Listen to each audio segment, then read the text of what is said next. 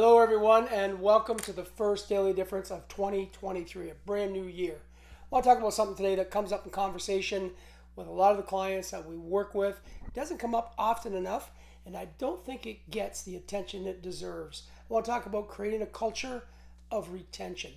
Just like it sounds, how do we keep the people that we want with the organization, with our business long term? What are some of the things we can do today, now, to make sure that people don't want to leave and we're treating them with respect and they're giving us really, really good years of service? Some of the things we look at today in terms of how we retain people or we measure when people want to be at the organization or get some sort of feedback.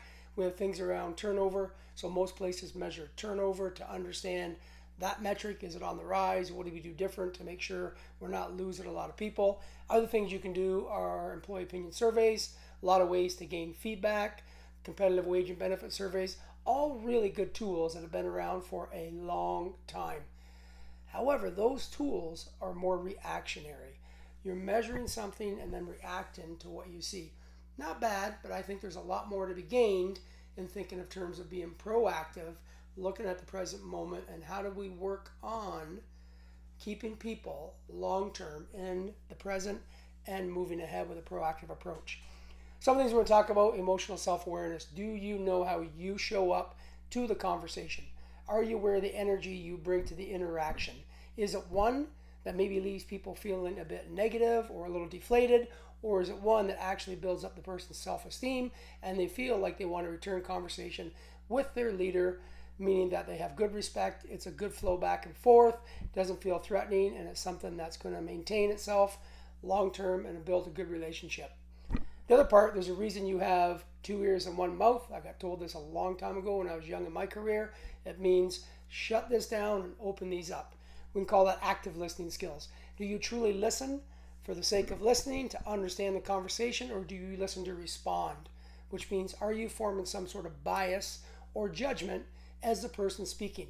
If you're doing that, that's okay, but truly you're only catching a percentage of what the person's sending your way. So can you shut down, clear away the distractions, give the person the respect they deserve, and really pay attention to what they're delivering to you so you can respond accurately, appropriately, and respectfully? One thing you could do is paraphrase. Very, very simple. Let the person speak, wait until they finish, and just say, let me go back over that with you to make sure I heard that correctly. You could also do that with people and saying, can you tell me what I just said to make sure that I communicated that properly? One thing this does right away, it says you're important to me, our communication is important, and I want to make sure it's clear and we understand each other. So active listening skills, not easy, takes practice, but something that will pay off in terms of how people want to follow your lead. And the other thing is empathy. Do you have empathy, which means, do you see things from the other person's perspective? Do you feel some of what they feel? That doesn't mean you dominate the conversation. It may not mean you jump into action when the person is maybe venting or telling you something that maybe they're going through and they want to share. A lot of times it just boils down to the listening and connection. All the research shows if you can be empathetic, you will automatically connect with people. So think about your emotional self-awareness. How do you show up to the conversation? Do you have some blind spots? Maybe you need an accountability partner or some friend to give you some feedback so you can make some adjustments. How well do you listen? Really hard on this skill set, but with practice you can get better. Are you listening to respond, or are you truly listening to the conversation? And then the last one, how do you work on this thing called empathy so you can connect with people to build a long-term relationship?